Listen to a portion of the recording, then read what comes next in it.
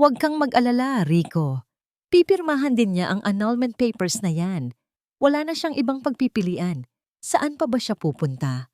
Isang hamak na treasure girl lang siya na pinulot natin sa putikan. Ngayon na napatunayan nating baog siya. Wala na siyang silbi sa pamilya natin.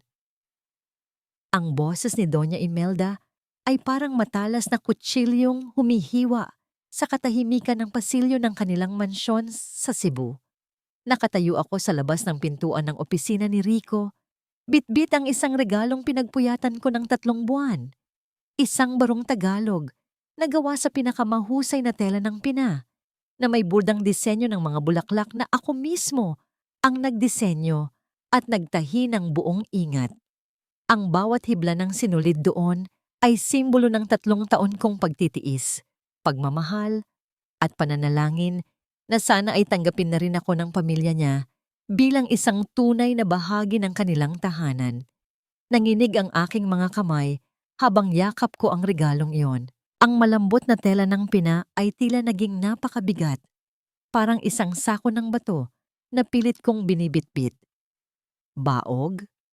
Iyon ang laging ipinamumukha ni Doña Imelda sa akin tuwing isinasama niya ako sa doktor na siya rin ang pumipili at nagbabayad. Iyon ang dahilan kung bakit gabi-gabi akong umiiyak sa tabi ni Rico. Humihingi ng tawad dahil pakiramdam ko ay kulang ako bilang babae. Pero ngayon, sa likod ng pintuang ito, narinig ko ang katotohanang mas mapait pa sa apdo. Pero mami, paano kung malaman niya ang totoo tungkol sa medical records? Boses yon ni Rico. Ang lalaking pinangakuan ko ng habambuhay, ang asawa kong pinaglingkuran ko, nang higit pa sa sarili ko, na kahit ang pagkain niya ay tinitiyak kong ako ang naghahanda ng may pagmamahal. Walang makakaalam, Rico. Ang doktor, ang ospital, lahat sila ay nasa ilalim ng aking kontrol. Isang malaking kalokohan ang pagsasama ninyo. Ang kailangan mo ay isang tagapagmana para makuha ang buong kontrol sa shipping company natin. At hinding-hindi mo yun makukuha sa isang babaeng dukha at walang kwenta gaya ni Tala. Unti-unting bumagsak ang barong mula sa aking mga kamay. Wala itong tunog ng tumama sa makapal na karpet ng pasilyo. Pero sa loob ng aking dibdib, may isang bagay na nagkadurog-durog na mas malakas pa sa anumang tunog ng nababasag na kristal. Ang mga daliri kong may mga kalyo at maliliit na sugat dahil sa gabi-gabing pagbuburda para sa mga charity bazaar ni Doña Imelda ay biglang nawalan ng pakiramdam. Ang puso kong puno ng pag-asa ay tila naging isang tuyong dahon na nilayoy ng matinding init ng pagtataksil. Biglang bumukas ang pinto. Tumambad sa akin ang mukha ni Doña Imelda na puno ng pandidiri. Walang bakas ng gulat sa kanyang mga mata nang makita niya akong nakatayo doon. Sa halip, isang mapang-uyam na ngiti ang sumilay sa kanyang mga labi. Habang dahan-dahan niyang itinulak ang pinto ng mas malawak. O andyan ka pala, Tala. Narinig mo naman siguro ang lahat, di ba? Mas mabuti na yon para hindi na tayo magsayang ng laway sa pagpapaliwanag sa'yo. Rico, tanging pangalan lang ng asawa ko ang naisambit ko. Ang aking paningin ay nagsimulang lumabo dahil sa nagbabadyang mga luha. Nakita ko siyang nakatayo sa likod ng kanyang ina, nakayuko at hindi makatingin sa akin ng diretso. Ang Rico na nangakong paprotektahan ako sa harap ng altar. Ngayon ay tila isang anino na lang na walang kibo sa harap ng kapangyarihan ng kanyang ina. Huwag mo nang tawagin ang anak ko sa pangalan niya. Hampas lupa, singhal ni Doña Imelda. Bago ko pa namalayan, isang malakas na sampal ang dumapo sa aking pisngi. Nararamdaman ko ang matinding hapdi, ang init na gumagapang sa aking balat, at ang lasa ng dugo sa loob ng aking bibig. Pero mas masakit ang katotohanang ang lalaking mahal ko ay nananatiling nakatayo lang doon. Pinapanood akong saktan ng kanyang ina nang walang ginagawa. Layas, ngayon din, ipapakuha ko ang mga basahan mo at itatapon sa labas ng gate. Hindi namin kailangan ng isang baog at traidor Sa pamamahay na ito, huwag ka nang babalik dahil kahit anong gawin mo, wala ka nang puwang dito. Ilang minuto lang ang lumipas, nahanap ko ang sarili ko sa labas ng malaking gate ng kanilang mansyon. Kasabay ng aking paglabas ay ang biglang pagbuhos ng napakalakas na ulan ng Cebu na tila nakikiramay sa aking kalagayan. Ang aking maliit na bag na naglalaman ng ilang pirasong damit ay itinapon sa putikan ng kanilang security guard, alinsunod sa utos ng matandang donya. Basang-basa ako. Ang lamig ng ulan ay tumatagos hanggang sa aking mga buto, pero mas malamig ang pakiramdam ng aking katinuan. Tumingala ako sa madilim na langit, habang ang tubig ulan ay dumadaloy sa aking muka. Hinahalo sa mainit na luhang hindi ko na mapigilan. Bakit? Bakit sa kabila ng lahat ng sakripisyo ko, sa kabila ng pagiging mabuting asawa at manugang, ganito ang naging kapalit? Ginamit nila ang aking kahinaan. Nilinlang nila ako sa loob ng 3 taon. Ginamit nila ang pangarap kong maging ina para saktan ako at itaboy na parang isang maruming hayop sa gitna ng kalsada. Habang ang bawat patak ng ulan ay tumatama sa aking katawan, isang tanong ang paulit-ulit na umaalingaw-ngaw sa aking isipan. Mas masakit pa sa anumang latay ng latigo, sa dinami-dami ng bagyo na sinuong ko para sa kanya. Bakit ako pa ang naiwan sa ulan? Ganito na lang ba ang halaga ng isang babaeng nagmahal ng tapat? Isang pirasong basahan na matapos pakinabangan ay basta na lang itatapon sa kalsada upang mayurakan ng iba. Huwag kang pipikit, iha. Manatili kang gisgong. Konti na lang, makakarating din tayo sa ligtas na lugar. Ang boses na yon ay hindi pamilyar sa akin. Malayo ito sa malamig na tono ni Doña Imelda o sa mahinang boses ni Rico. Ito ay boses ng isang lalaking may halong pag-alala at pagmamadali. Sinubukan kong idilat ang aking mga mata, pero ang bawat patak ng ulan na tumatama sa aking talukap ay parang mga karayom na gustong itahi ang aking paningin sa dilim. Ang tanging nararamdaman ko na lang ay ang magaspang na tela ng isang jacket na ibinalot sa aking nanginginig na katawan at ang malakas na paghampas ng sapatos sa basang kalsada. Nakahiga ako sa kung saan, marahil sa likod ng isang lumang sasakyan. Ang amoy ng kalawang at tuyong langis ay humahalo sa amoy ng basang lupa. Sa bawat pagyanig ng sasakyan, nararamdaman ko ang matinding hapdi sa aking puson, isang uri ng kirot na hindi ko pa naramdaman noon. Tila may humihila sa aking bituka, tila may gustong kumawala sa loob ko habang ang aking malay ay unti-unting tinatangay ng agos ng kawalan. Lito, bilisan mo. Napakataas ng lagnat niya. Baka mag-seizure siya bago pa tayo makarating sa klinika. Isang boses ng babae naman ang narinig ko. Sino sila? Bakit nila ako tinutulungan? Noong kailangan ko ng kamay na hahawak sa akin sa loob ng mansyong kasing ningning ng ginto, tinalikuran ako ng lahat. Pero ngayong narito ako sa gitna ng burak, may mga estrangherong nag-aaksaya ng panahon para sa isang tulad kong itinapon na ng sariling asawa. Isang mapait na ngiti ang dumaan sa aking isipan bago tuluyang lamunin ng dilim ang lahat. Nang muling magkaroon ng liwanag ang aking paningin, hindi na ulan ang nakikita ko. Isang kisaming puno ng mga mantsa ng tagas ng tubig ang bumungad sa akin. Amoy gamot ang buong paligid, hindi ang mamahaling amoy ng ospital na pinupuntahan namin ni Doña Imelda, kundi ang amoy ng alkohol at lumang kagamitang medikal na madalas makita sa mga klinika sa probinsya. Gising ka na pala, Tala. Napalingon ako sa gilid. Isang babaeng nasa edad 50, may suot na kupas na uniforme ng nurse, ang nakatingin sa akin ng may malambot na mga mata. Parang pamilyar siya.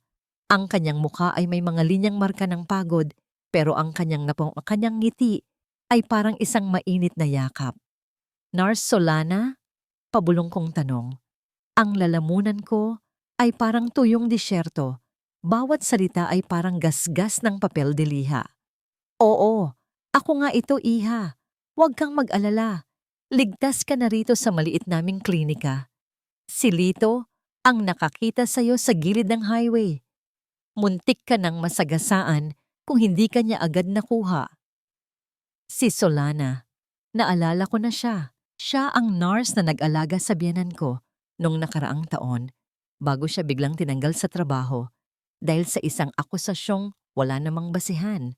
Noon pa man, alam kong mabuti siyang tao, pero dahil sa takot ko kay Doña Imelda, hindi ko siya nagawang ipagtanggol. Bakit? Bakit niyo ako tinutulungan? Tanong ko habang pilit na bumabangon, pero agad akong napahawak sa aking tiyan nang maramdaman ang kakaibang pintig doon. Dahil alam ko ang pakiramdam ng apihin ng pamilyang iyon, tala. At dahil ang taong nagligtas sa iyo, si Lito, ay isang abogado na ang tanging misyon ay labanan ang mga gaya ng mga Villamor. Sagot niya habang iniaabot sa akin ang isang basong tubig. Uminom ako ng mabilis. Parang ngayon lang ako nakatikim ng tubig sa buong buhay ko. Pero habang ibinababa ko ang baso, napansin ko ang seryosong tingin ni Solana. Kinuha niya ang isang lumang ultrasound machine sa gilid at inilapit ito sa aking higaan. Tala, bago mo isipin ang pag-alis o ang pagbabalik sa kanila, may kailangan kang malaman. May dahilan kung bakit ka nakakaranas ng matinding kirot at pagkahilo nitong mga nakaraang linggo. Nanginig ang aking buong katawan, ang sabi ni Doña Imelda. Ang sabi ng doktor niya, baog daw ako, na may problema ang matris ko kaya hindi ako magkakaanak kailanman. Isang malalim na buntong hininga ang pinakawalan ni Solana. Iyan ang kasinungalingang itinanim nila sa isip mo para sirain ang pagkatao mo.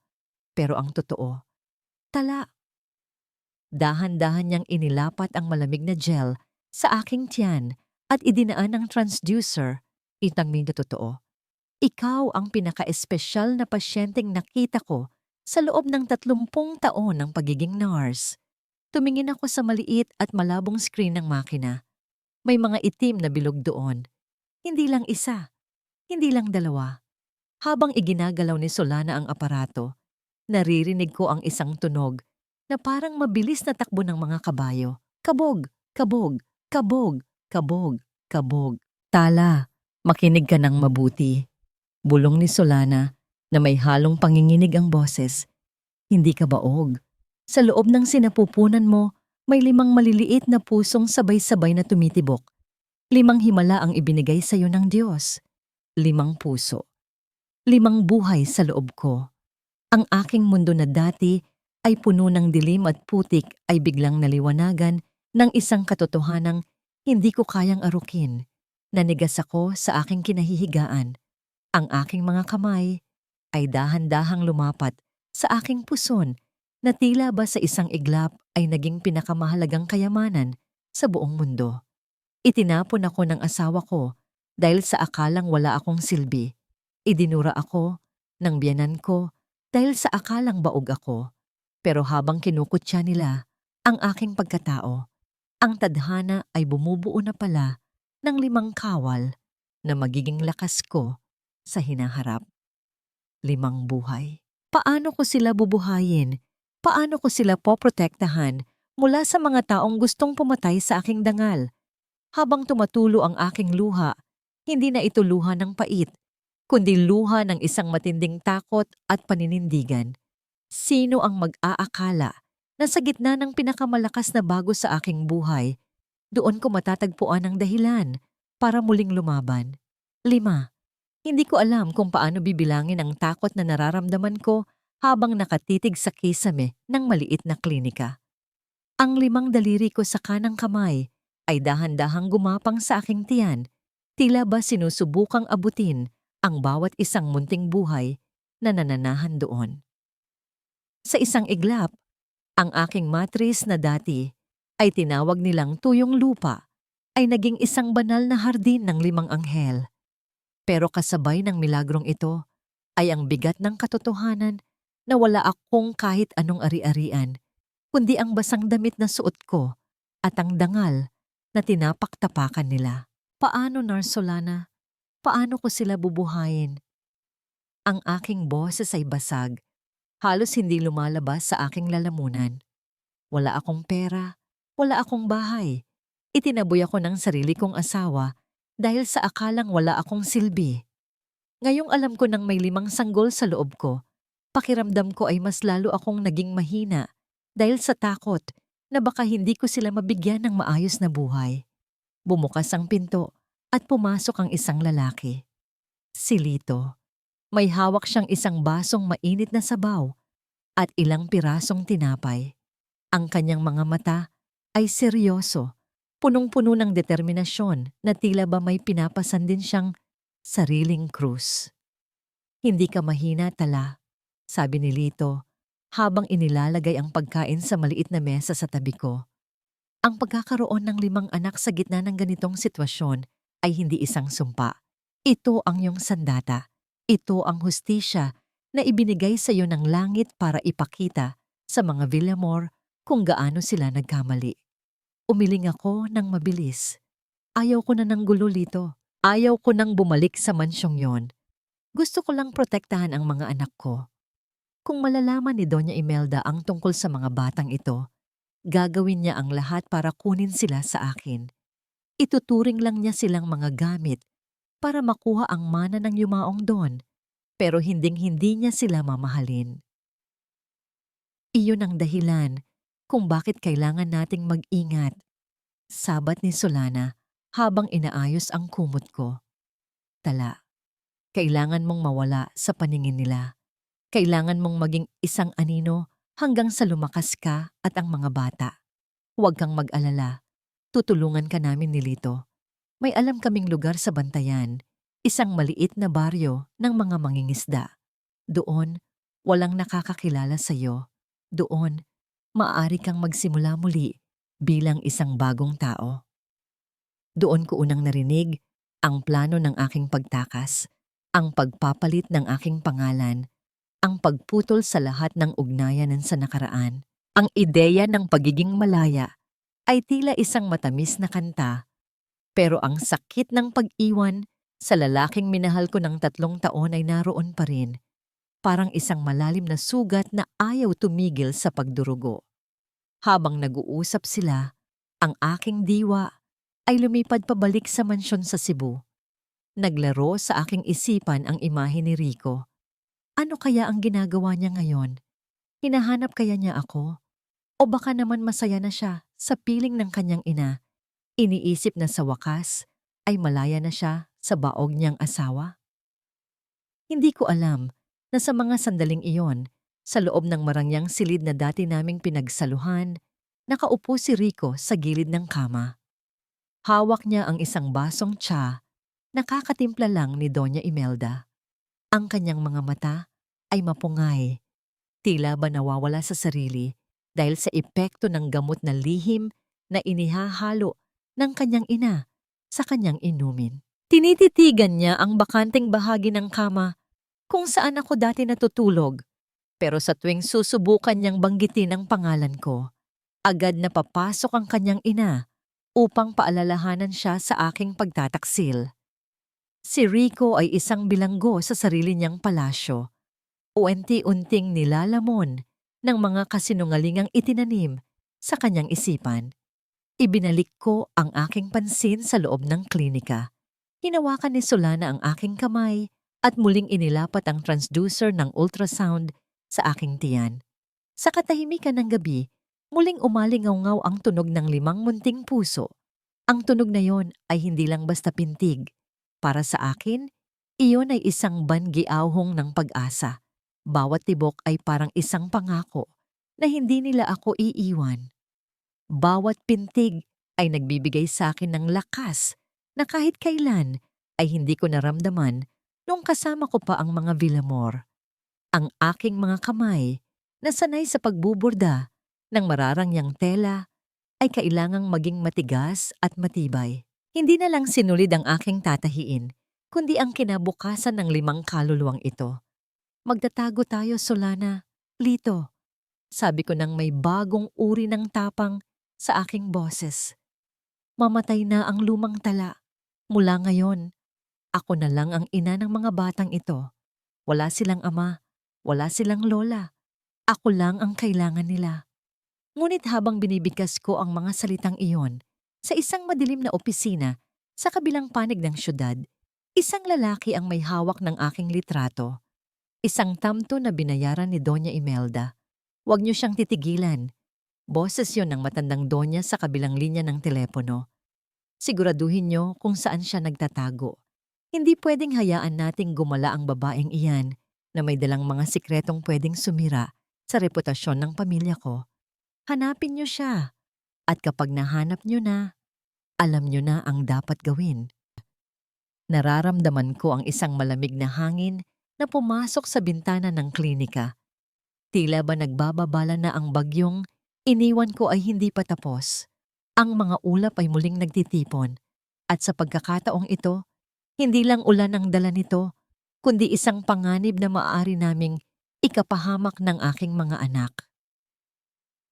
Ang sikat ng araw sa isla ng Bantayan ay tila isang nagbabagang bakal na dumadampi sa aking balat, malayo sa malamig na hanging dala ng aircon sa loob ng mansyon sa Cebu. Dito, ang tanging nagpapalamig sa akin ay ang simoy ng dagat na may halong amoy ng alat at tuyong isda. Ang bawat paghinga ko ay puno ng realidad ng kahirapan, isang amoy na dati ay hindi ko masikmura pero ngayon ay naging hininga na ng aking bagong buhay. Tumingin ako sa aking mga kamay. Ang mga daliring dati ay humahawak lamang sa pinakamahihinhin na sinulidang sutla. Ngayon ay puno na ng gasgas mula sa pagkayod ng kaliskis ng isda at paglalaba ng mabibigat na pantalon ng mga mangingisda rito sa baryo.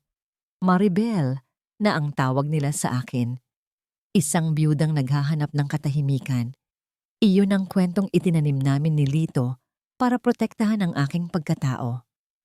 Maribel, heto na ang bayad ko sa paglalaba mo ng mga kumot. Boses yon ni Aling Teodora, ang may-ari ng maliit na tinitirhan kong kubo. Inabot niya sa akin ang ilang gusot na papel na pera at ilang pirasong barya. Salamat po, Aling Teodora. Malaking tulong na po ito para sa gatas at bitamina ko. Sagot ko habang pinupunasan ng pawis sa aking noo gamit ang dulo ng aking kupas na duster.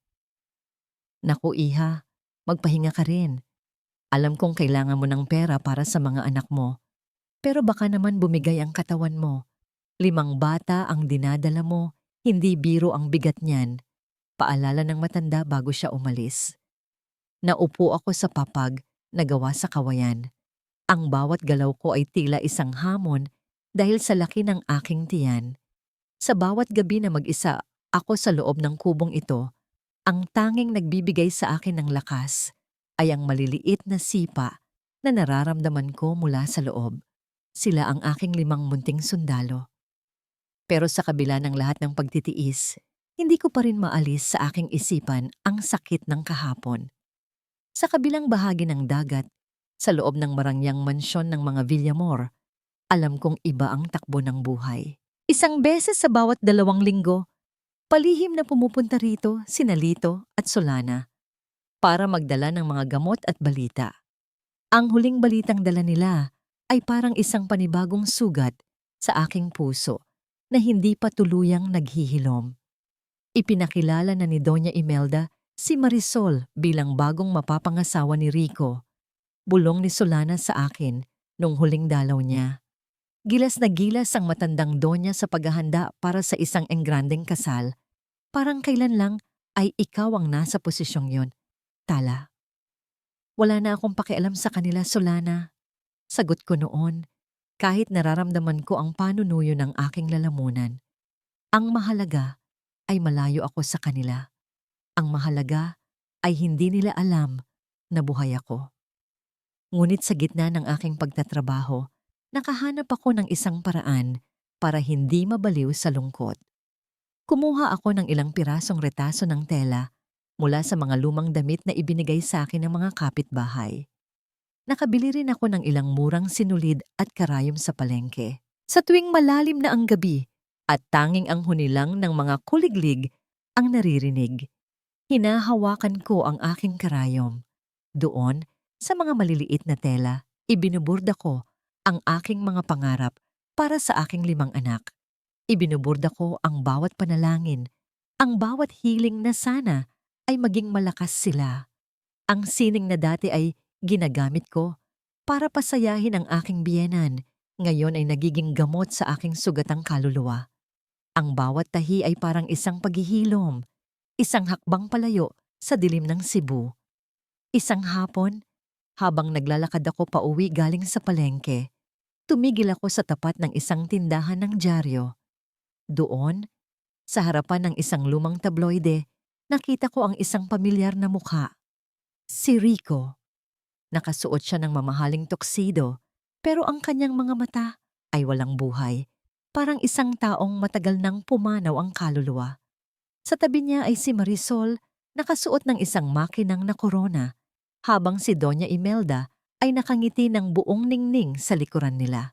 Engrandeng kasal ng taon, Rico Villamor at Marisol Monteverde. Nakatakda na ang nakasulat na headline. Naku, Maribel, ang swerte naman ng mga taong yan, no? Parang nasa langit ang buhay nila. Puna ng isang mangingisdang katabi ko habang tinititigan din ang dyaryo. Sabi nila, napakayaman daw ng pamilyang yan. Pero teka, iha, bakit parang namumutla ka? Hindi ako nakasagot. Ang aking mga kamay ay nagsimulang manginig habang hawak ang aking plastik ng biniling isda. Ang mundo ay tila umiikot. Ang ingay ng palengke ay naging isang malabong ugong sa aking pandinig. Maribel, ayos ka lang ba? Nasaan ba ang asawa mo? Bakit palagi kang mag-isa rito sa isla? May kailangan ka bang tulong? Sunod-sunod na tanong ng mangingisda. Napatingin ako sa kanya at pagkatapos ay muling tumingin sa larawan ni Rico sa dyaryo. Ang sakit, ang galit, at ang pagmamahal na pilit kong ibinabaon ay muling sumabog sa aking dibdib. Sa mga sandaling iyon, parang naramdaman ko ang bigat ng 5 buhay sa aking sinapupunan. Isang paalala na habang ang kanilang ama ay naghahanda para sa isang bagong simula, ako ay narito sa putikan, nakikipaglaban para sa bawat sentimo. Wala na akong asawa, pabulong kong sagot. Ang aking boses ay puno ng pait na tila ba may lason. Matagal na siyang patay para sa akin. Tumalikod ako at mabilis na naglakad palayo. Pero bago ako makalayo, isang pamilyar na sasakyan ang nakita kong dumaan sa kalsada ng isla. Isang itim na SUV na hindi karaniwan sa maliit na baryong ito. Nakita ko ang isang lalaking may hawak na kamera na nakasilip sa bintana. Tila ba may hinahanap sa gitna ng karamihan. Nanigas ako sa aking kinatatayuan. Ang tamto ni Doña Imelda, hindi sila tumigil. Kahit sa dulo ng mundo, sinusubukan pa rin nilang hanapin ang bangkay ng babaeng itinapon nila sa ulan. Isang patak, 2, 3. Nanood ko ang malinaw na likido habang humahalo ito sa mainit na tsaa sa loob ng isang mamahaling tasang ginto. Walang amoy, walang kulay, parang tubig na galing sa batis, pero ang bawat patak nito ay isang tanikala na lalong nagpapahina sa katinoan ng aking anak. Ubusin mo ito, Rico. Para ito sa iyong kalusugan. Masyado kang nagtatrabaho. Kailangan mong kumalma para sa nalalapit ninyong kasal ni Marisol. Ang malambing na boses ni Doña Imelda ay parang isang kanta ng uyayi. Pero para sa akin na nakikinig sa anino ng nakaraan, ito ay tunog ng isang mamatay tao. Dahan-dahang itinaas ni Rico ang tasa. Ang kanyang mga kamay, na dati ay matatag at puno ng buhay, ngayon ay bahagyang nanginig. Ang kanyang mukha ay maputla. Ang mga mata ay tila nakatitig sa kawalan, malayo sa dating Rico na nakilala ko sa ilalim ng puno ng nara sa Cebu. Ininom niya ang tsaa hanggang sa huling patak. Hindi alam na ang sarili niyang ina ang dahan-dahang pumapatay sa kanyang diwa. Mami, tila nakita ko na naman siya kagabi. Pabulong na sabi ni Rico. Ang kanyang boses ay tila galing sa ilalim ng lupa. Nakatayo si Tala sa dulo ng pasilyo, basang-basa ng ulan. Tinatawag niya ang pangalan ko. Isang matalim na tingin ang ipinukol ni Doña Imelda sa kanya bago ito napalitan ng isang mapagkunwaring awa. Guni-guni mo lang yun, anak. Epekto yon ng pagod mo. Huwag mo nang isipin ang babaeng yon. Traidor siya, Rico. Pinagtaksilan ka niya. Si Marisol ang nararapat sa'yo. Siya ang magbibigay sa'yo ng tagapagmana na kailangan natin para makuha ang buong kontrol sa ating yaman. Habang nangyayari ang lahat ng ito sa mansyon, pumasok sa silid si Marisol. Nakasuot siya ng isang mamahaling sutla. Ang kanyang boses ay puno ng kaplastikan habang humahalik sa pisngi ni Rico. Pero sa sandaling tumalikod ang lalaki, nakita ko ang tunay na kulay ng kanyang mga mata, puno ng pandidiri at pagkabagot. Alam ko ang sikreto niya. Alam ni Solana ang totoo. Si Marisol ay hindi ang anghel na inaakala ni Rico. Isa siyang babaeng gutom sa kapangyarihan at may iba siyang minamahal sa likod ng mga anino ng mansyon. Samantala, sa kabilang panig ng dagat, sa loob ng aking maliit na kubo sa bantayan, nararamdaman ko ang bagsik ng tadhana. Ang bawat sipsip ko sa hangin ay parang paglanghap ng apoy. Ang aking katawan ay tila bumibigay na. Ang 5 buhay sa loob ko ay tila nagre-rebelde sa tindi ng pagod at emosyong kinikimkim ko. Isang matalim na kirot ang biglang gumuhit sa aking puson. Napaupo ako sa lupa. Ang aking mga kamay ay dahan-dahang ko kumapit sa magaspang na dingding ng aking kubo. Nararamdaman ko ang malamig na pawis na dumadaloy sa aking likuran. Ang bawat tibok ng puso ko ay parang tambol na nagbababala ng panganib. Natatakot ako, hindi para sa sarili ko, kundi para sa kanila. Maribel! Maribel, anong nangyari sa'yo? Boses yon ni Aling Teodora na nagmamadaling pumasok sa aking silid. Nakikita niya akong namumutla at tila mawawalan na ng malay. Ang mga bata, Aling Teodora, ang sakit. Tanging naisambit ko bago muling dumilim ang aking paningin. Sa loob ng aking panaginip, muli kong nakita ang mansyon. Nakita ko ang mga gintong baso na puno ng laso. Nakita ko ang aking sarili na nakatayo sa ulan, habang ang aking mga kamay ay puno ng dugong galing sa mga sugat ng pagbuburda. Pero sa gitna ng kadilimang iyon, may 5 maliliit na boses na tumatawag sa akin. Inay, lumaban ka. Huwag mo kaming iwan. Nagising ako sa gitna ng gabi. Ang amoy ng mga halamang gamot na pinakuluan ni Aling Teodora ang bumungad sa akin. Mahina pa rin ang aking katawan, pero ang matinding kirot sa aking puson ay bahagyang kumalma. Tumingin ako sa bintana kung saan ang liwanag ng buwan ay tumatama sa aking mga kagamitan. Sa pagbuborda, naalala ko ang itim na SUV na nakita ko kanina. Naalala ko ang thumbtack na naghahanap sa akin. Hindi sapat ang magtago, hindi sapat ang maging isang Maribel na tagalaba at tagalinis ng isda. Kung mananatili akong mahina, hinding-hindi ko mapoprotektahan ang mga batang ito mula sa laso ng pamilya Villamor. Dahan-dahan kong inabot ang aking karayom at sinulid. Sa bawat tahi ko sa telang pina, nararamdaman ko ang isang bagong uri ng lakas. Hindi na ito ang lakas ng isang asawang nagmamakaawa para sa pag-ibig. Ito na ang lakas ng isang inang handang pumatay at mamatay para sa kanyang mga anak. Hindi niyo ako matatagpuan kung mananatili akong nasa putikan. Pabulong kong sabi sa sarili habang ang aking mga mata ay nagniningning sa ilalim ng buwan. Kung gusto niyo akong mahanap, hahayaan ko kayong makita ako. Pero sa pagkakataong yon, hindi na ako ang tala na sinipa niyo sa labas ng inyong gate. Isang desisyon ang nabuo sa aking puso. Gagamitin ko ang tanging bagay na hindi nila nakuha sa akin, ang aking talento. Ang aking pagbuburda ay hindi na magiging simbolo ng aking pagkaalipin. Ito ang magiging hagdan ko patungo sa isang tronong hinding-hindi nila maaabot. Magiging reyna ako, hindi dahil sa asawa, kundi dahil sa sarili kong dugo at pawis. Pero bago ang lahat, kailangan kong makasiguro. Isang malakas na katok sa aking pinto ang bumasag sa katahimikan. Maribel, buksan mo ang pinto. May mga taong nagtatanong tungkol sa iyo sa ibaba. Boses iyon ng isang kapitbahay na puno ng takot. Nanigas ako. Ang panganib ay wala na sa malayo. Narito na ito sa tapat ng aking pinto. Ibigay mo sa amin ang babaeng yan, Aling Teodora. Alam naming nandito siya. Huwag mo kaming piliting gamitin ang dahas sa gitna ng katahimikan ng inyong baryo.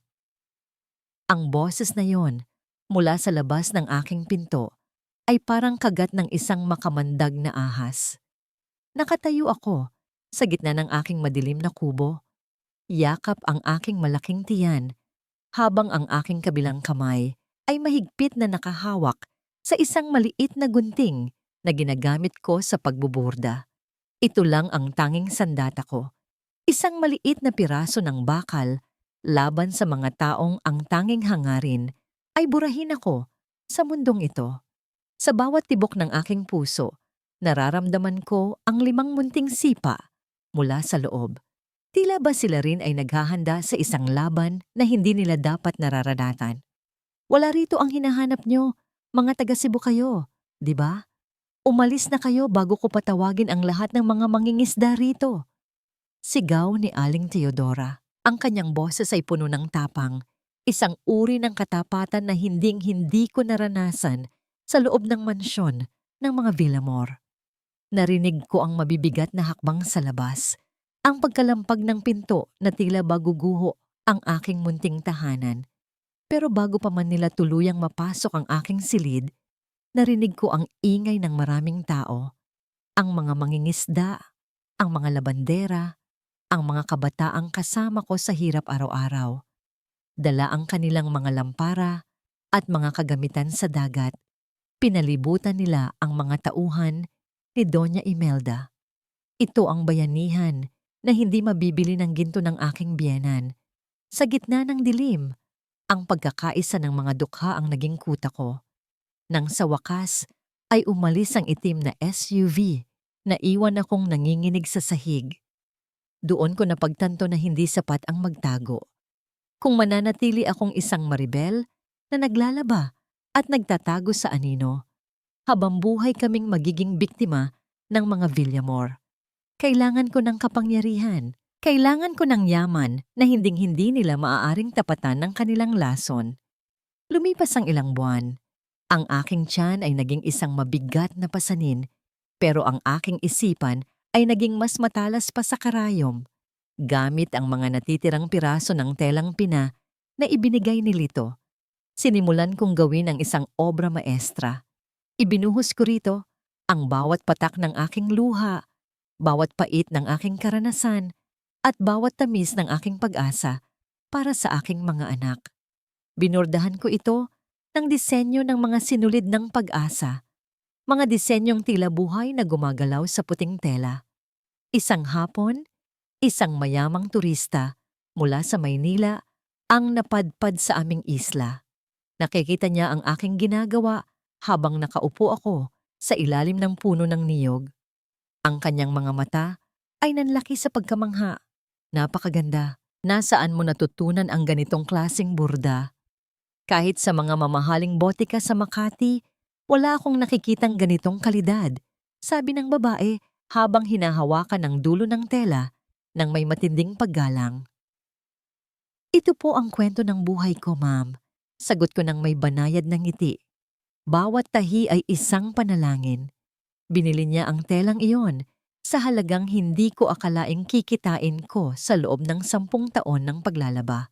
Ngunit hindi doon nagtapos ang lahat. Sa tulong ni Lito, sinimulan kong itatag ang ngalab ng puso. Isang kooperatiba ng mga kababaihan sa isla. Tinuruan ko silang magburda, tinuruan ko silang gamitin ang kanilang mga kamay para hindi na sila muling umasa sa sinumang mananakit sa kanila. Ang aking munting kubo ay naging isang siyong ng pag-asa.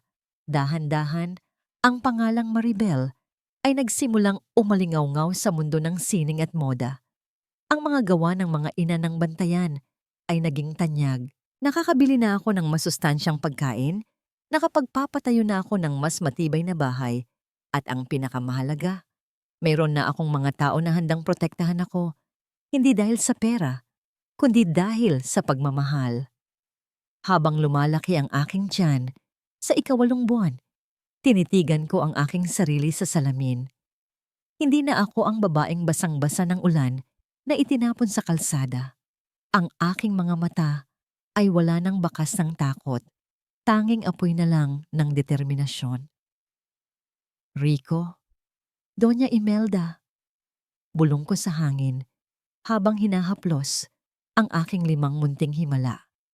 Ang bawat sinulid na hinahawakan ko ngayon ay nagiging lubid na dahan-dahang hihila sa inyo pababa. Mula sa inyong mga trono, malapit na akong bumalik. Ngunit sa gitna ng aking tagumpay, isang mensahe mula kay Solana ang dumating. Isang lihim na sulat na nagpabilis muli ng tibok ng aking puso. Tala, kailangan mong mag-ingat. Inutusan ni Doña Imelda ang siyong na gumagawa ng damit pangkasal ni Marisol na hanapin ang misteryosong Teresa mula sa bantayan para gawin ang pinakamahalagang bahagi ng belo. Hindi nila alam na ikaw iyon, pero balak nilang gamitin ang impluensya nila para pilitin kang pumunta sa Cebu. Isang mapait na tawa ang kumawala sa aking mga labi. Gusto nila ang sining ko, hahayaan ko silang makuha ito, pero hindi nila alam na ang bawat tahi na ilalagay ko sa damit na yon ay magiging lason na wawasak sa kanilang kasal. Tanggapin mo ang trabaho, Tala. Ito na ang pagkakataon nating makapasok sa kuta ng kaaway nang hindi nila nalalaman ang iyong mukha. Ang mga salita ni Lito ay tila isang hatol na nagpabigat sa aking kalooban habang nakatingin ako sa isang malaking kahon na gawa sa mamahaling kahoy. Sa loob nito ay ang pinakamahal na telang seda at puntas na ipinadala ni Doña Imelda mula sa Cebu. Ang amoy ng telang iyon, amoy ng pabangong Frances na hinaluan ng amoy ng kapangyarihan, ay agad na nagpabalik sa akin sa mga gabing nakaluhod ako sa marmol na sahig ng mansyon, pinupunasan ng sapatos ng aking biyenan. Dahan-dahan kong hinawakan ang tela. Napakakinis, napakaperpekto, tulad ng buhay na gustong ipakita ng mga Villamor sa mundo. Ngunit sa ilalim ng aking mga daliri, nararamdaman ko ang bawat kasinungalingang nakatago sa likod ng marangyang hibla nito. Ang belong ito ay gagamitin ni Marisol upang takpan ang kanyang mukha sa harap ng altar, habang nangangako ng katapatan sa asawa kong ninakaw nila sa akin.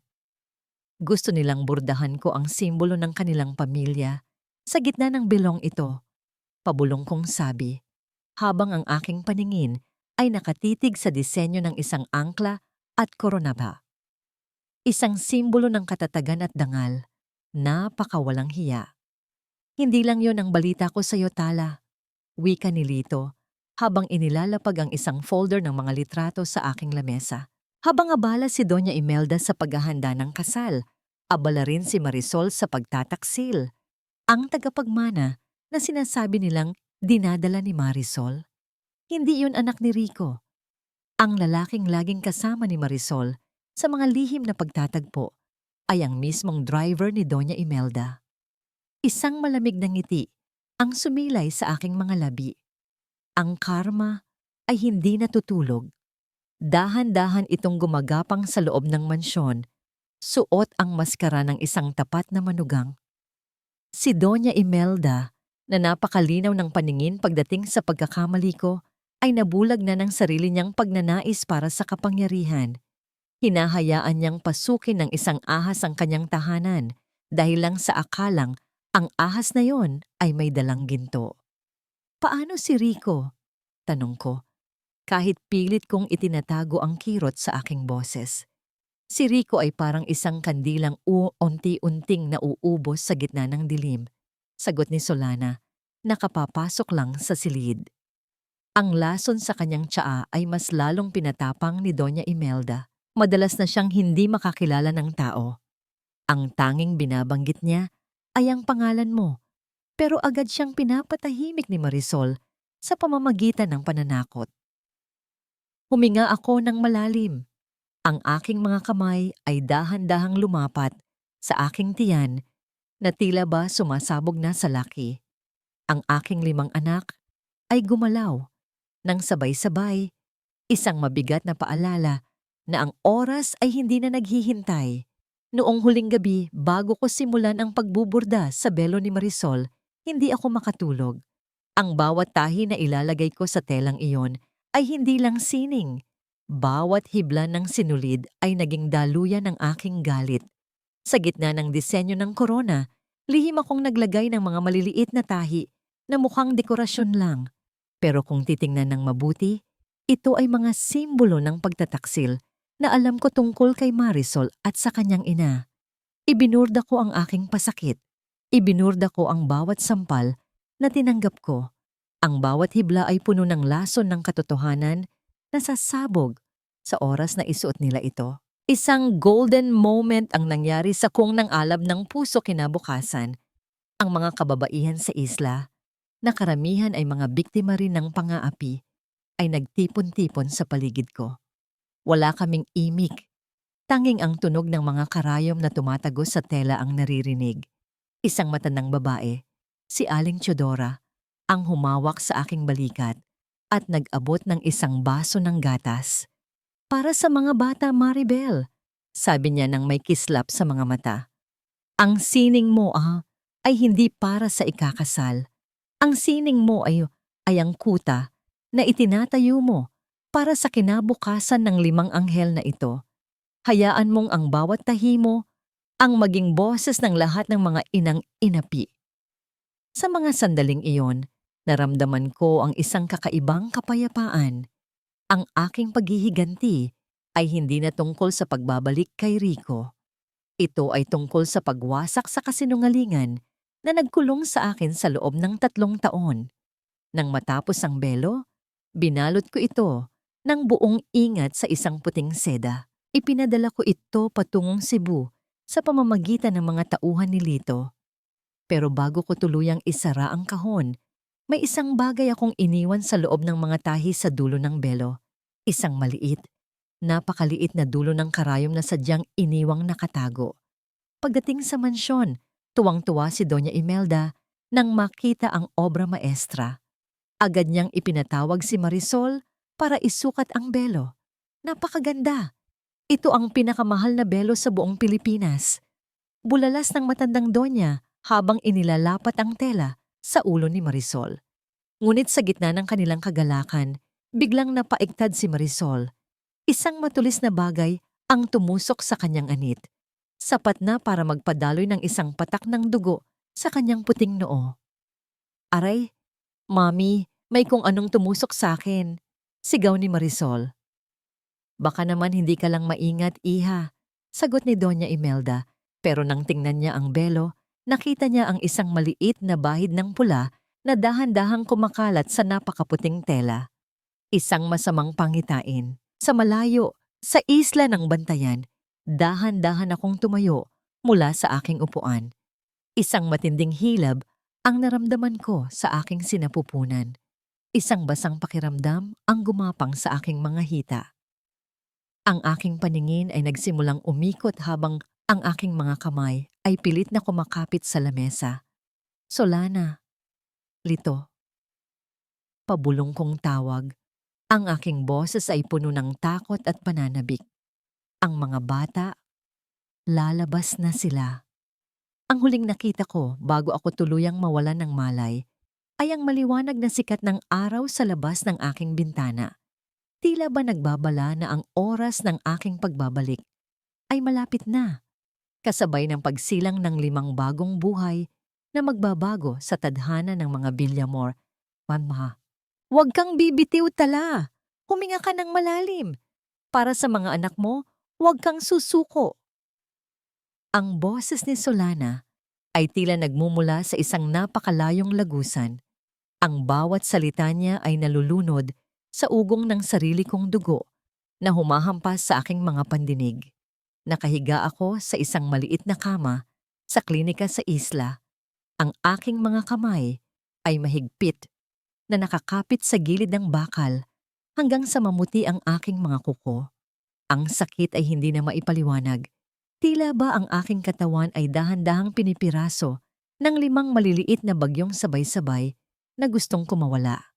Sa gitna ng bawat hilab, isang alaala ang sumasagi sa aking isipan. Naalala ko ang malamig na boses ni Doña Imelda nang tawagin niya akong tuyong lupa. Naalala ko ang pagtalikod ni Rico habang basang-basa ako ng ulan. Ang bawat hapdi na nararamdaman ko ngayon ay ginagawa kong gatong para sa apoy ng aking paninindigan. Hindi ako mamamatay rito, hindi sa ganitong paraan. Lumipas ang mga oras na tila ba isang habang buhay na paghihirap. Ang amoy ng pawis, alkohol, at ang mainit na singaw ng gabi ay humahalo sa aking bawat hininga.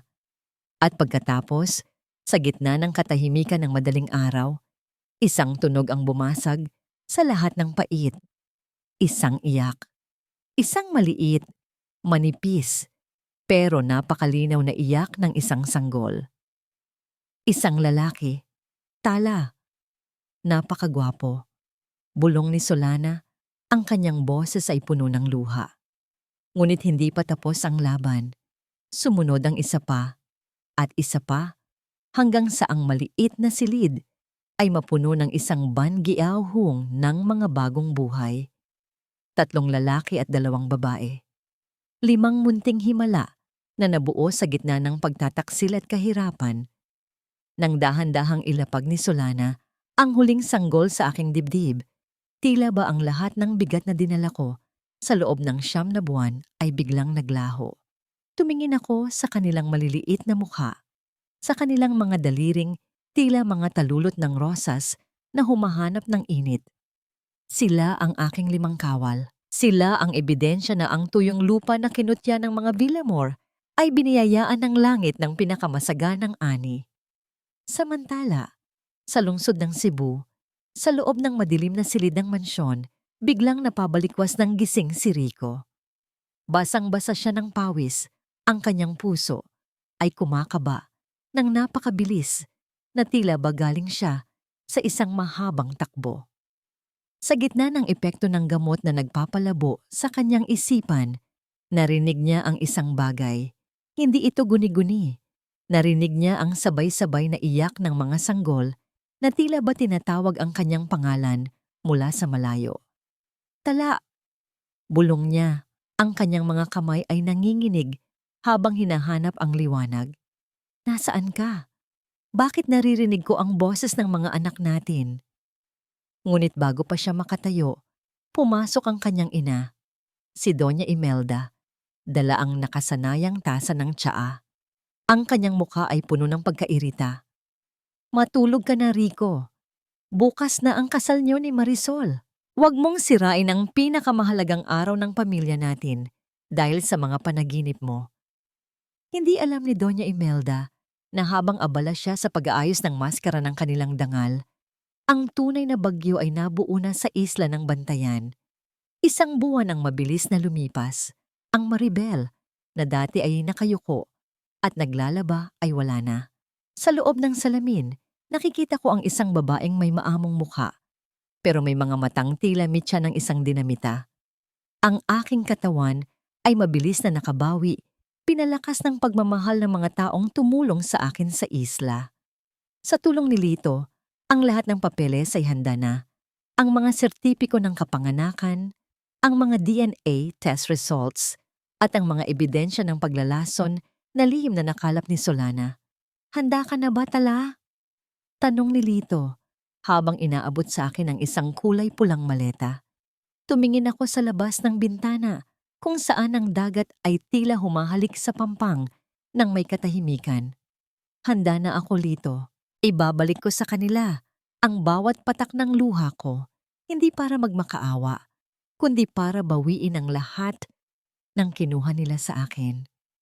Sinuot ko ang isang mamahaling puting damit na ako mismo ang nagborda. Isang disenyo ng mga naglalagablab na phoenix na tila ba lilipad mula sa tela. Ang aking 5 anak ay ligtas na nakalagay sa mga naggagandahang basket na gawa sa hinabing Himayma. Aalagaan muna ni na Aling Teodora at Solana habang tinatapos ko ang huling yugto ng aking misyon. Bukas ang kasal nila, sabi ko ng may malamig na determinasyon. Hahayaan ko silang makarating sa tapat ng altar. Hahayaan ko silang isipin na panalo na sila. At sa harap ng Diyos at ng buong mundo, doon ko sila uubusin. Ang aking boses ay wala ng bakas ng galit. Tanging ang tunog na lang ng isang hatol na hindi na maaaring mabago. Ang alab na sinubukan nilang patayin sa pamamagitan ng ulan ay muling nagliyab. At sa pagkakataong ito, susunugin nito ang bawat kasinungalingan ng pamilya Villamor. Sa wakas, maikakasal na ang anak ko sa isang babaeng may tunay na dangal, hindi sa isang basahang galing sa kalsada na baog at walang silbi. Ang boses ni Doña Imelda ay umalingaw-ngaw sa loob ng marangyang silid ng Cebu Cathedral, punong-puno ng pagmamalaki habang inaayos ang belo ni Marisol. Ang amoy ng libu-libong sariwang bulaklak na inangkat pa mula sa ibang bansa ay humahalo sa amoy ng kamanyang. Tila ba sinusubukang itago ang baho ng mga sikretong nakabaon sa ilalim ng marmol na sahig ng simbahan. Sa labas, naghihintay ang pinakamataas na lipunan ng Cebu at Manila, handang saksihan ang pagsasama ng dalawang makapangyarihang pamilya. Nakatayo si Rico sa tapat ng altar. Ang kanyang mukha ay parang isang estatwang gawa sa yelo. Ang kanyang mga mata ay nananatiling nakatitig sa kawalan. Ang kanyang isipan ay pilit na nilalabanan ng ulap na dulot ng lason sa kanyang katawan. Para sa kanya, ang bawat hakbang patungo sa altar ay parang isang hakbang patungo sa sarili niyang libingan. Wala siyang nararamdamang kagalakan, tanging isang malalim na hungkag na tila ba may bahagi ng kanyang kaluluwa na matagal nang nawala. Nagsimulang tumugtog ang engranding organo, hudyat ng pagsisimula ng seremonya.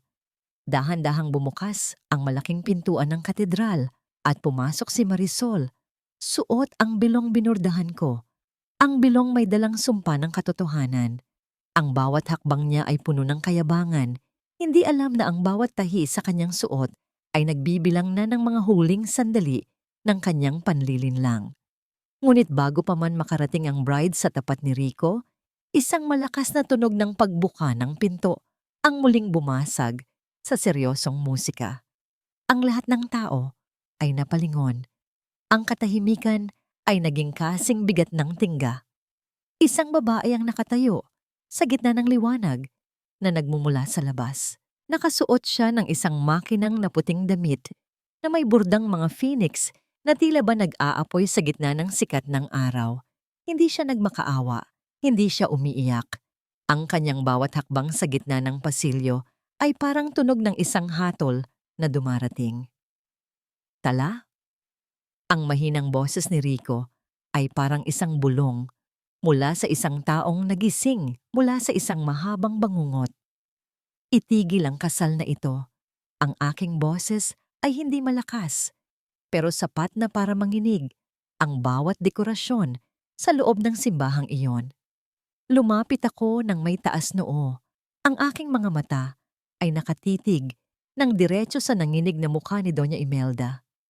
"Anong karapatan mong manggulo rito, hampas lupa?" Sigaw ni Doña Imelda. Ang kanyang mukha ay biglang naging kulay ubi-ube sa galit. "Mga guard, ilabas ang baliw na babaeng ito." "Walang sino mang hahawak sa akin," sabi ko ng may malamig na awtoridad habang itinataas ko ang isang folder na kulay ginto. "Narito ako para ibalik ang katotohanang pilit ninyong ibinaon sa putikan. Doña Imelda, narito ang mga ebidensya ng pagtrato nyo sa akin, ang pekeng medical records na ginawa nyo para palabasing baog ako, at ang resulta ng DNA test ng 5 anak ko, ang mga tunay na tagapagmana ng pamilya Villamor na tinangka ninyong burahin." Isang malakas na bulungan ang sumabog sa loob ng katedral. Ang mga bisita ay nagsimulang magbulungan. Ang mga kamera ng mga mamamahayag ay nagsimulang mag-flash nang walang tigil.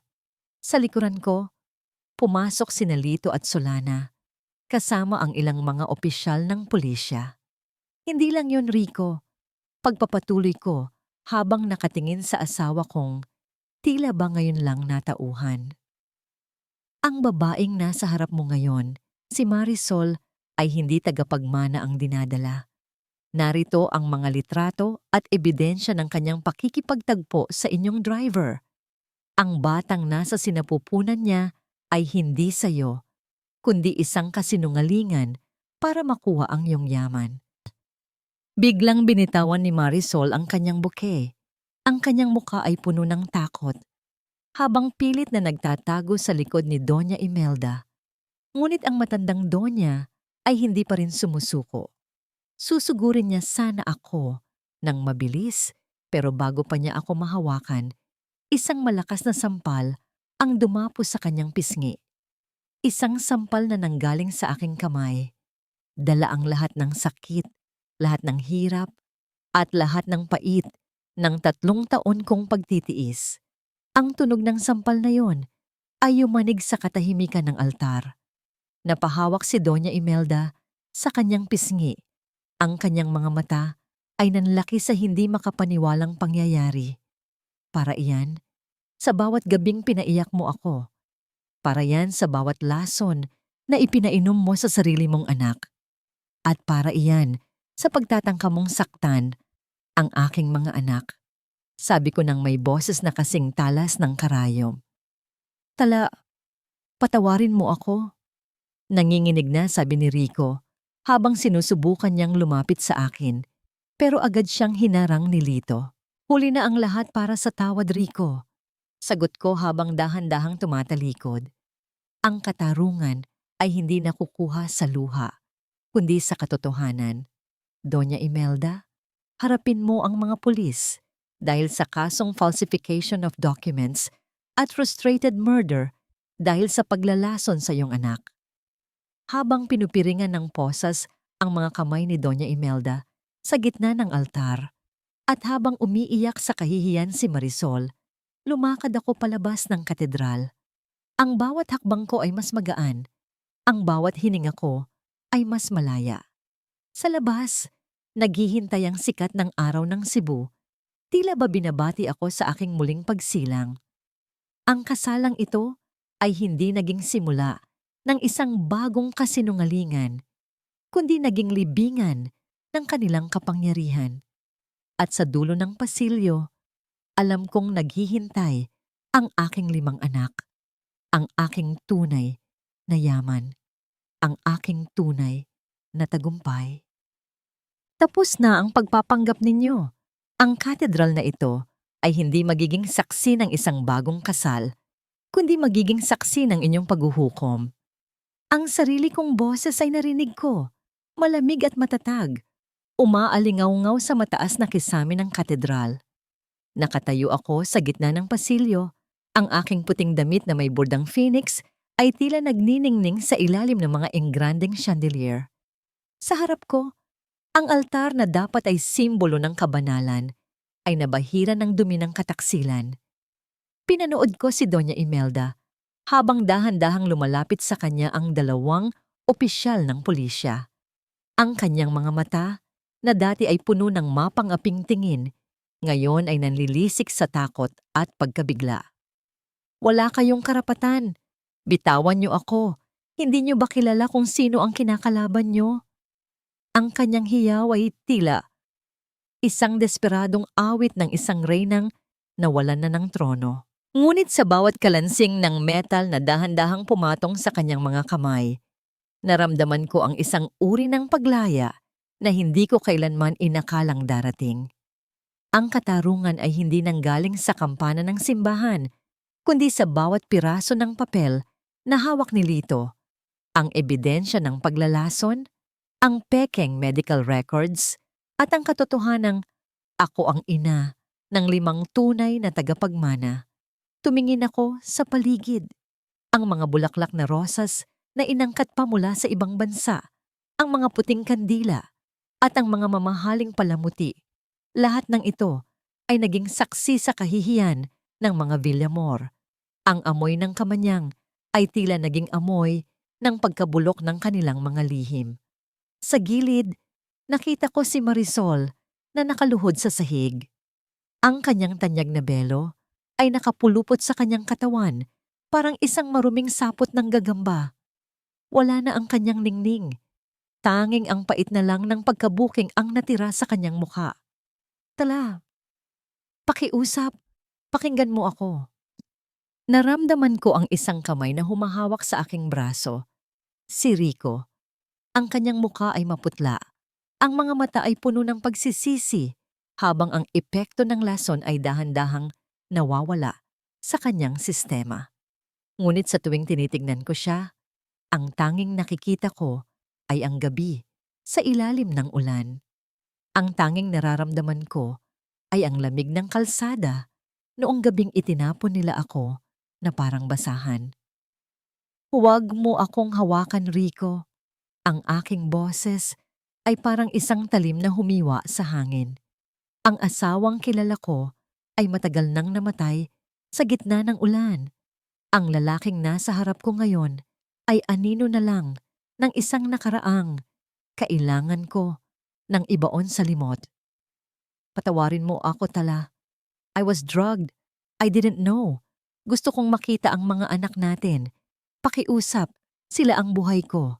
Nanginginig niyang sabi habang lumuluhod sa harap ko, sa gitna ng lahat ng tao. Ang isang makapangyarihang Villamor nakaluhod sa paanan ng babaeng tinawag nilang baog at dukha. Ang mga anak ko ay hindi premyo para sa iyong paggising, Rico. Sagot ko ng may diin. Ipinaglaban ko sila ng mag-isa habang ikaw ay nalulunod sa laso ng iyong ina. Ang katarungang ito ay para sa kanila, hindi para sa iyong kapatawaran. Hinding-hindi mo sila magagamit para linisin ang pangalan mo. Tumalikod ako at lumakad palayo sa altar. Sa bawat hakbang ko sa pulang carpet, nararamdaman ko ang pagkawala ng bigat sa aking balikat. Isang golden moment ang dumaan nang mapansin ko ang isang nalagas na sinulid mula sa aking burda na phoenix. Dinampot ko ito at binitawan sa hangin. Hinayaang tangayin ito palayo, kasama ang lahat ng pait ng nakaraang 3 taon. Hindi na ako ang biktima. Ako na ang tagasulat ng sarili kong tadhana. Sa labas ng katedral, sinalubong ako ng sariwang hangin ng Cebu. Nakaparada ang isang itim na van at sa loob nito, narinig ko ang sabay-sabay na pag-iyak at pagtawa ng aking 5 anak. Sila ang aking tunay na altar. Sila ang aking tunay na simbahan. Inay! Inay! Ang tawag nila ay tila isang banal na musika na nagpagaling sa bawat sugat ng aking puso. Pumasok ako sa sasakyan at niyakap sila ng mahigpit. Ang bawat haplos nila, ang bawat amoy ng kanilang buhok ay higit pa sa anumang yaman ng mga Villamor. Ngunit habang umaandar ang sasakyan palayo sa katedral, isang tanong ang nanatili sa aking isipan, tila isang karayom na nakatusok sa dulo ng aking puso. Ngayong nakuha ko na ang katarungan, ngayong wala na ang mga kaaway, kaya ko bang panindigan ang pagiging nag-iisang sandigan ng 5 buhay na ito sa isang mundong hinding-hindi titigil sa pagsubok sa akin? At si Rico, sapat na nga ba ang makita siyang bagsak o ang anino ba niya ay patuloy na hahabol sa amin hanggang sa dulo? 1 taon na ang nakalipas simula noong huling tumapak ang aking mga paa sa malamig na marmol ng katedral sa Cebu. 1 taon na parang isang mabilis na paghila ng sinulid sa tela, kung saan ang bawat tahi ay unti-unting bumubuo ng isang larawang hindi ko inakalang masisilayan ko sa buong buhay ko. Ang mundong dati ay kumulong sa akin sa dilim at pait ay tuluyan ng naglaho at sa lugar nito ay sumibol ang isang kahariang itinatag ko gamit ang sarili kong dugo, pawis at mga pangarap. Nakatayo ako ngayon sa harap ng malawak na bintana ng aking opisina sa Makati. Ang tanawin ng mga matatayog na gusali at ang abalang kalsada ay malayo sa amoy ng tuyong isda sa bantayan. Pero ang aking puso ay nananatiling nakatuntong sa lupa. Wala na ang treasure girl na nanginginig sa takot sa bawat yapak ni Doña Imelda. Ang humaharap ngayon sa salamin ay si Tala Villamor, hindi bilang asawa ng isang tagapagmana, kundi bilang ang babaeng nasa likod ng Alab ng Puso Fashion House, ang pinakasikat na pangalan sa sining ng pagbuburdang Pina sa buong bansa. Miss Tala, narito na po ang listahan ng mga bagong scholar natin para sa Alab Foundation. Lahat sila ay mga inang nakaranas ng pang-aabuso na nais magkaroon ng bagong simula. Boses yun ni Solana. Hindi na siya nurse na nakasuot ng kupas na uniforme. Siya na ngayon ang aking katuwang sa pagpapatakbo ng pundasyong nagbibigay ng boses sa mga kababaihang dati ay tahimik na lumuluha sa sulok gaya ko. Salamat, Solana. Pakisabi sa kanila, ang karayom at sinulid ay hindi lang panahin ng tela. Ito ay panahin ng kanilang mga pangarap na nawasak. Sagot ko, habang pinagmamasdan ang isang bagong disenyo ng Phoenix sa aking lamesa. Sa kabilang banda, ang balita tungkol sa mga Villamor ay tila isang babala ng tadhana na hindi natutulog. Si Doña Imelda ay kasalukuyang nagdurusa sa loob ng kulungan.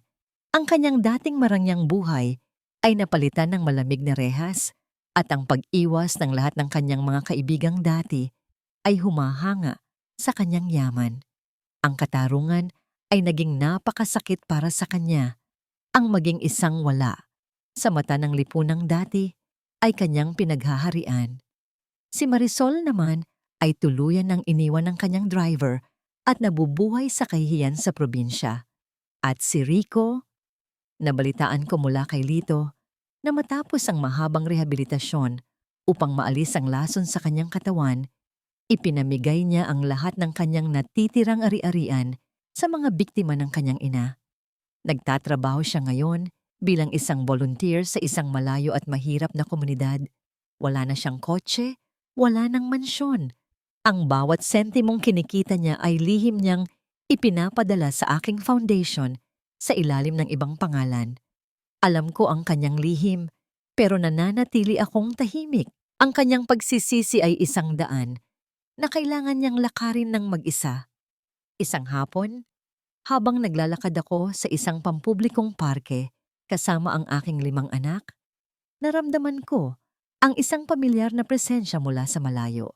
Nakatayo siya sa ilalim ng isang puno ng nara, nakasuot ng simpleng t-shirt at maong. Pumayat siya at ang kanyang mga mata ay puno ng isang uri ng lungkot na tila ba hinding-hindi na mawawala sa kanyang gunita. Si Rico. Tumigil ako sa paglalakad habang ang 5 bata, ang aking 3 matitikas na lalaki at 2 magagandang babae ay masayang naghahabol sa mga paru-paro sa damuhan. Napatingin si Rico sa aming direksyon. Nakita ko ang panunubig ng kanyang mga mata nang makita niya ang mga bata, ang kanyang dugo at laman na hinding-hindi niya nayakap noong sila ay isilang sa dilim. Itinaas niya ang kanyang kamay ng bahagya, isang tahimik na pagbati at paghingi ng tawad na hindi na kailangang bigkasin ng bibig. Hindi siya lumapit. Alam niya ang kanyang hangganan. Alam niya na ang bawat patak ng ulan nung gabing iyon ay naging isang pader na hindi na kailanman matitibag ng kahit anong pagsisisi. Inay, sino po yung kuya na nakatingin sa atin? Bakit po siya umiiyak? Tanong ni Alab, ang panganay ko, habang hinahawakan ang dulo ng aking damit. Huminga ako ng malalim. Ang aking puso ay wala ng pait. Tanging kapayapaan na lang na kasing linaw ng tubig sa sapa. Isang tao lang siya na naghahanap ng kanyang daan pa uwi. Anak, halika na. Naghihintay na ang merienda niyo sa bahay. Nagpatuloy kami sa paglalakad. Iniiwan ang anino ni Rico sa ilalim ng puno ng nara. Hindi ko kailangan ng isang lalaki para maging buo ang aming tahanan. Ang aking tagumpay ay hindi ang pagkawasak ng aking mga kaaway. kundi ang makitang lumalaking malaya at masaya ang aking 5 munting himala. Ang bawat phoenix na ibinuburda ko ay paalala na mula sa abo ng pagtataksil, ako ay muling nabuhay. Ang aking buhay ay hindi na isang trahedya. Ito ay isang kanta ng tagumpay na binuo ng bawat hibla ng aking paninindigan. Sa pagkakataong ito, wala nang sino mang makakapigil sa aking paglipad dahil ako na ang may-ari ng langit na dati ay pinagkaitan sa akin. 5 taon na ang lumipas mula nang huling humampas ang bagyo sa aking buhay. Nakatayo ako ngayon sa beranda ng aming bahay sa pampang ng Bantayan kung saan ang bawat haplos ng hanging dagat ay tila isang banayad na kamay na nagpapahid sa bawat natitirang bakas ng aking mga luha. Ang langit ay dahan-dahang nagkukulay kahel at lila. Isang dapit hapon na punong-puno ng katahimikan at kapayapaan. Wala na ang amoy ng lason, wala na ang amoy ng takot. Ang tanging nalalanghap ko na lang ay ang bango ng mga sampagita na nakatanim sa aming hardin at ang alat ng dagat na naging saksi sa aking muling pagsilang. Sa malawak na buhanginan, nakikita ko ang 5 maliliit na anino na masayang naghahabol sa mga alon. Ang aking 5 anak, sina Alab, Sinag, Hiraya, Dalisay at Liwanag, ay 5 taong gulang na ngayon. Ang kanilang mga tawa ay tila isang musika na bumubuo sa bawat kulang na bahagi ng aking kaluluwa. Pinapanood ko sila habang ang kanilang maliliit na paa ay nag-iiwan ng mga marka sa basang buhangin, mga markang mabilis mang mabura ng alon, pero mananatiling nakaukit sa aking puso habang buhay. Inay, tignan niyo po ang nakita naming kabibe. Parang phoenix din po ang hugis. Sigaw ni Liwanag, ang aking bunsong babae, habang tumatakbo patungo sa akin nang may malawak na ngiti. Kinuha ko ang maliit na kabibe mula sa kanyang kamay at hinalikan siya sa noo. Napakaganda anak. Gaya mo. Matatag ito kahit ilang beses pang hampasin ng malalakas na alon. Sa loob ng 5 taon, ang Alab ng Puso Foundation ay naging isang malaking kuta para sa libu-libong kababaihan sa buong Pilipinas. Ang aming mga Teresa at Bordadera ay hindi na lang nagtatahi para sa moda, sila ay nagtatahi para sa kanilang kalayaan. Ang mansyon ng mga Villamor sa Cebu ay matagal nang naibenta at ang pinagbentahan nito ay ginamit ko upang magpatayo ng mga paaralan at klinika para sa mga nangangailangan. Si Doña Imelda ay nananatili pa rin sa likod ng mga rehas, tumatanda ng mag-isa sa gitna ng kanyang sariling pait. Ang kanyang yaman ay naglaho, pero ang katarungan ay nananatiling buhay. Si Rico. Bawat buwan, isang liham ang natatanggap ko. Hindi ito humihingi ng balikan, hindi ito humihingi ng pabor. Naglalaman lang ito ng mga ulat ng kanyang mga ginagawang pagtulong sa mga malalayong baryo at ang kanyang pasasalamat na hinayaan ko siyang makita ang mga bata mula sa malayo kahit 1 beses sa 1 taon. Tinupad niya ang kanyang pangako na natili siyang isang aninong nagbabantay, isang taong naghahanap ng kapatawaran sa bawat mabuting gawa. Hinayaan ko siyang maging bahagi ng buhay ng mga bata sa ilalim ng aking mga kondisyon dahil naniniwala ako na ang pagpapatawad ay hindi para sa kanya, kundi para sa kalinisan ng puso ng aking mga anak. Naramdaman ko ang paglapit ni Solana at Lito sa aking tabi. Ang aming pagkakaibigan ay naging mas matatag pa sa anumang bagyo. Wala kaming kailangang sabihin, sapat na ang katahimikan at ang pagkakaisa ng aming mga tingin habang pinapanood ang paglubog ng araw. Nakapagtahi ka na ng isang napakagandang kwento. Tala. Bulong ni Solana habang iniaabot sa akin ang isang tasa ng mainit na tsa. Isang tsaa na ngayon ay puno na ng tamis at pag-aaruga. Kinuha ko ang aking karayom at ang huling piraso ng telang pina na binuburdahan ko. Ito ang magiging huling bahagi ng aking personal na koleksyon. Isang malaking imahe ng isang babaeng nakatayo sa gitna ng dagat. Hawak ang 5 bituin, habang ang kanyang mga pakpak na phoenix ay dahan-dahang bumabalot sa buong mundo. Dito sa dulo ng aking mga sinulid, natagpuan ko ang tunay na kulay ng aking buhay. Hindi na ako ang babaeng itinapon sa ulan. Ako na ang ulan na nagbibigay ng buhay. Ang araw na nagbibigay ng pag-asa. At ang inang hinding-hindi na muling luluhod sa harap ng sino mang susubok na patayin ang aking alab. Ang bawat tahi ay tapos na. Ang bawat hibla ay nasa tamang lugar. At habang tuluyang naglalaho ang araw sa abot-tanaw, alam ko na ang bukas ay hindi na isang banta, kundi isang pangako ng mas maliwanag na pagsisimula. Ang kwento ng aking mga sinulid ay tapos na, pero ang kwento ng aming kalayaan ay nagsisimula pa lamang. Sa bawat hibla ng ating pinagdaanan, naway baunin ninyo ang liwanag na kailanman ay hindi namamatay. Habang dahan-dahang naglalaho ang mga tinig ni Natala, Rico at ng kanilang 5 munting himala, nais ko pong mag-iwan ng isang taos-pusong pasasalamat sa inyong lahat. Maraming salamat sa inyong pakikinig at sa pagtitiyagang samahan si Tala mula sa kanyang pinakamadilim na gabi hanggang sa pagsikat ng kanyang sariling araw.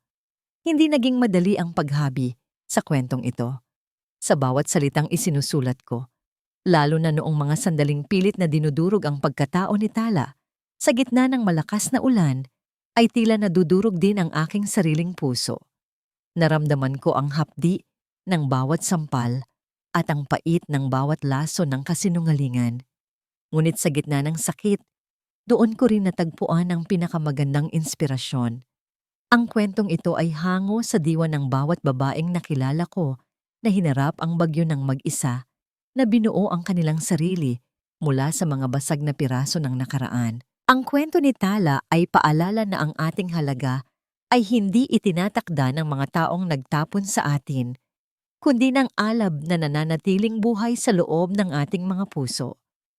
Ang pagpapatawad ay hindi laging pagbabalik sa dati, kundi ang pagpili na maging malaya at buo para sa ating sarili at sa mga taong tunay na nagmamahal sa atin.